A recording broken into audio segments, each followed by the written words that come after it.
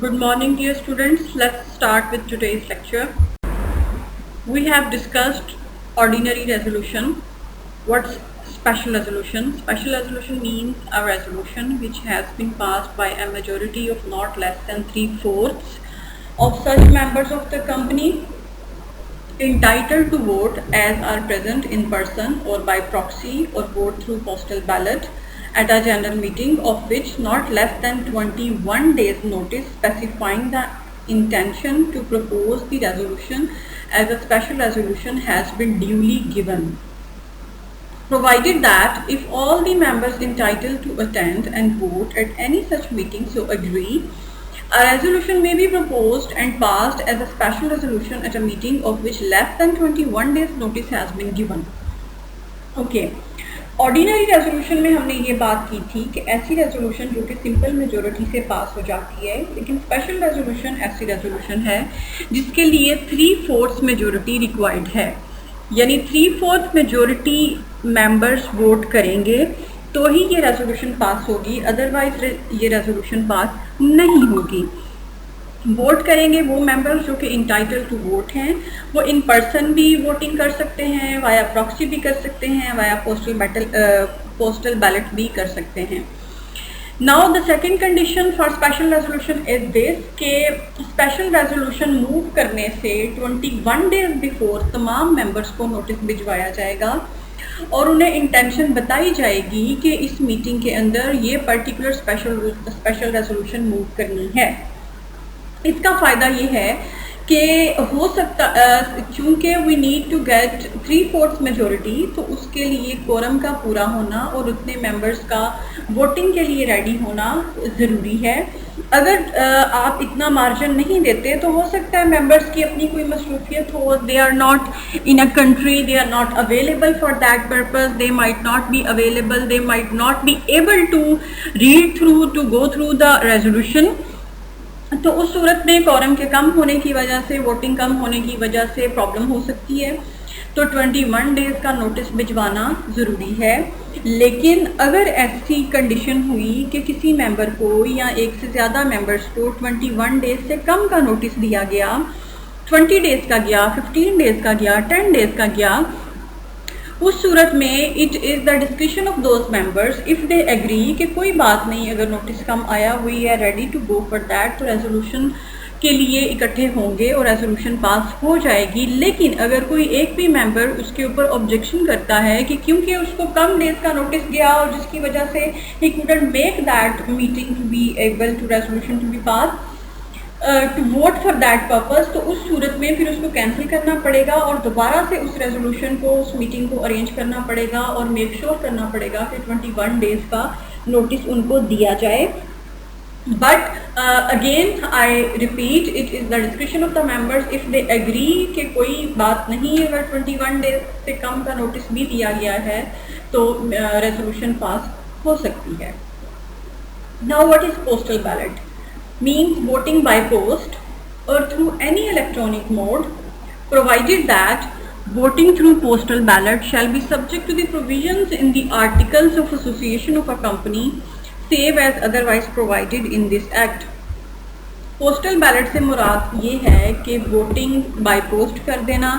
या फिर किसी भी और इलेक्ट्रॉनिक मोड के थ्रू कर देना, और ये जो मोड होगा पोस्टल बैलेट का, ये कंपनी के जो आर्टिकल्स हैं, जो आर्टिकल्स ऑफ एसोसिएशन है,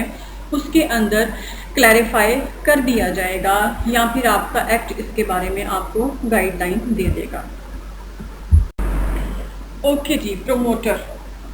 प्रोमोटर से मुराद क्या है? Promoter means a person who is named as a subscriber to the memorandum of association of a company. ऐसा पर्सन जिसका नाम मेमोरेंडम ऑफ एसोसिएशन में शामिल है as a subscriber to the memorandum, जिसका नाम एज ए प्रोमोटर कंपनी की प्रोस्पेक्टस में शामिल है, या फिर जो कंट्रोल करता है कंपनी के अफेयर्स को डायरेक्टली या indirectly as a share holder, director या किसी भी और तरीके से। in accordance with whose advice or directions the board of the company is accustomed to act, यानी जिसकी advice और directions या instructions के साथ कंपनी के बोर्ड की कॉन्स्टिट्यूशन होती है या कंपनी का जो बोर्ड है वो काम करता है। शर्त उसमें ये है, प्रोविजो ये है, nothing in sub clause D shall apply to a person who is acting merely in a professional capacity. लेकिन ऐसा पर्सन जो कि सिर्फ अपनी प्रोफेशनल कैपेसिटी में काम कर रहा है उसको हम क्लॉज डी के अंदर कंसीडर नहीं करते। यानी फॉर एग्जांपल अगर आपने कोई अकाउंटेंट बिठाया हुआ है बोर्ड ऑफ डायरेक्टर्स के अंदर या कोई इंजीनियर हायर किया है, तो चूंकि वो अपनी प्रोफेशनल कैपेसिटी में बैठ के अपनी एक्सपर्ट ओपिनियन दे रहा है, he is not actually directing the board, he is not actually giving instructions, he is telling his expertise कि कंपनी के बिज़नेस के मुताबिक फॉर एग्जांपल कि किस तरह की कंपनी को पॉलिसीज बनानी चाहिए अपनी प्रोडक्ट्स को बेहतर करने के लिए और उसकी बेहतर फंक्शनिंग के लिए। तो ऐसा पर्सन जो सिर्फ अपनी प्रोफेशनल कैपेसिटी में बैठा है उसको हम क्लॉज डी के अंदर कंसिडर नहीं करते। सेकेंडली,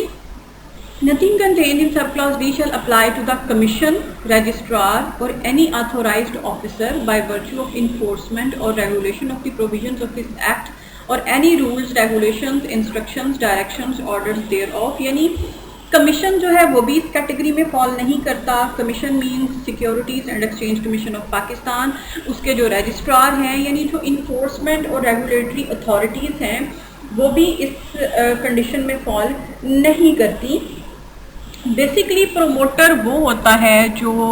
कंपनी बनाने का आइडिया जनरेट करता है। कंपनी जब बन रही होती है तो वो इनिशियली उसमें शामिल होता है।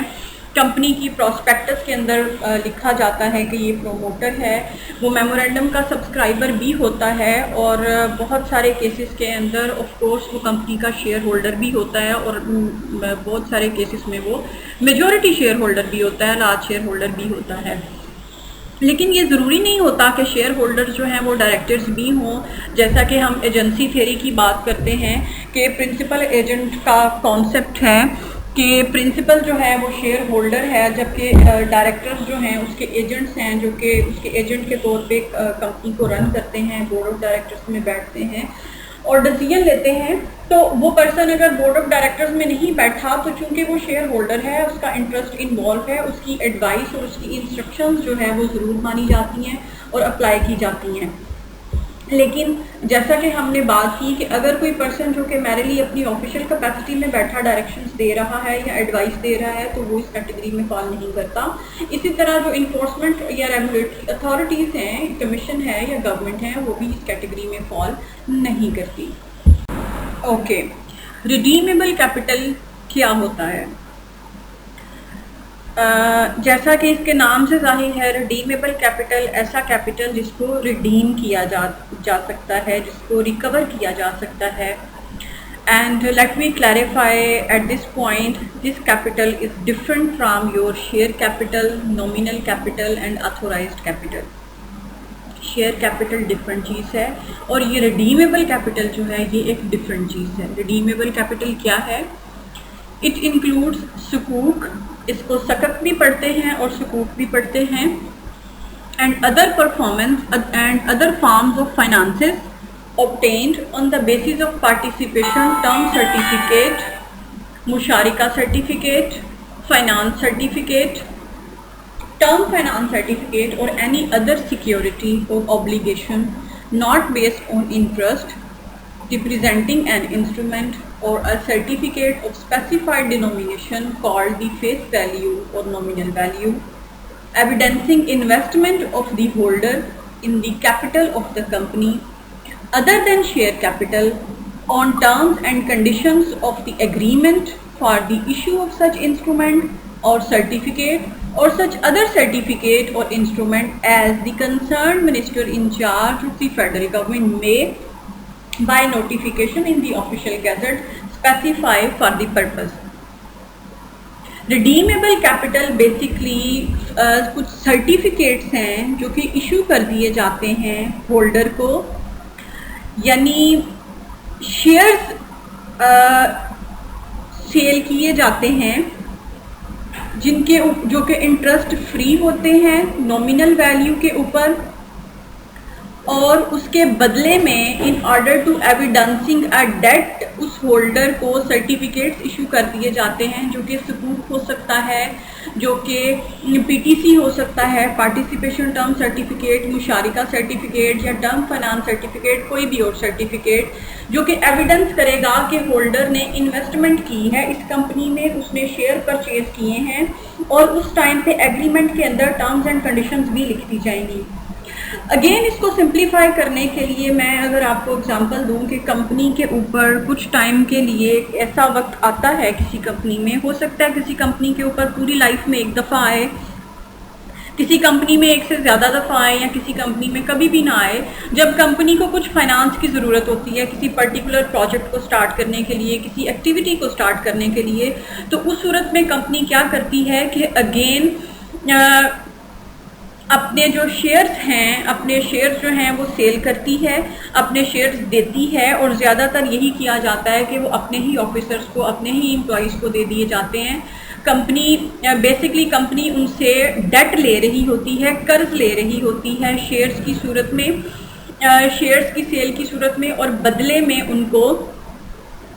ये सर्टिफिकेट्स दिए जाते हैं। ये इंटरेस्ट फ्री होता है और उसकी एक नॉमिनल वैल्यू लिख दी जाती है, और टर्म्स एंड कंडीशंस में ये बात मेंशन कर दी जाती है कि जब कंपनी की रिक्वायरमेंट जो है वो पूरी हो जाएगी, जिस मकसद के लिए ये डेट दिया गया है, तो इस डेट को उस होल्डर को उसी तरह से वापस कर दिया जाएगा इस सर्टिफिकेट के बदले में। एक्सप्लेनेशन में वो ये बात कर रहा है, सुकूक represents redeemable investment in certificates of equal nominal value representing undivided shares in ownership of tangible assets of a particular project or specific investment activity, use of product and services. Again वही बात है जो कि मैं आपको अभी बता रही थी कि कंपनी के किसी पर्टिकुलर प्रोजेक्ट को स्टार्ट करने के लिए, किसी इन्वेस्टमेंट एक्टिविटी को स्टार्ट करने के लिए ऐसा किया जाता है, और ये रिडीमेबल इन्वेस्टमेंट को शो करता है, यानी ऐसी इन्वेस्टमेंट जो रिडीम हो जाएगी, जो बाद में वापस भी दे दी जाएगी। इनिशियली होल्डर जो है उसको अनडिवाइडेड शेयर्स दिए जाते हैं, और कंपनी के टेंजिबल एसेट्स में उसको ओनरशिप दे दी जाती है, और उसकी गारंटी के तौर पे उसको सर्टिफिकेट्स इशू कर दिए जाते हैं। और जो ही वो पर्टिकुलर सिचुएशन इरेज होती है, कंप्लीट होती है, तो फिर उसके बदले में उसको रिटर्न कर लिया जाता है, सर्टिफिकेट उससे लेके उसका जो डेट है उसको वापस कर दिया जाता है। This is called redeemable capital, ऐसा कैपिटल जो कि रिडीम किया जाता है, जिसको वापस किया जा सकता है। यस गाइस, इसके साथ ही आज का लेक्चर कंप्लीट हुआ। Please go through this very carefully because this lecture has quite technical words. ये जो ऑनलाइन लेक्चर सीरीज हम कर रहे हैं, बेसिकली ये आपकी फाउंडेशन है to understand the company law. इन टर्मिनोलॉजीज़ को बहुत अच्छी तरह पढ़ें, इन वीडियोस को सुने, बार बार सुने, ताकि आपके कॉन्सेप्ट्स बहुत अच्छी तरह क्लियर हो जाएं। Thank you very much, good luck all of you.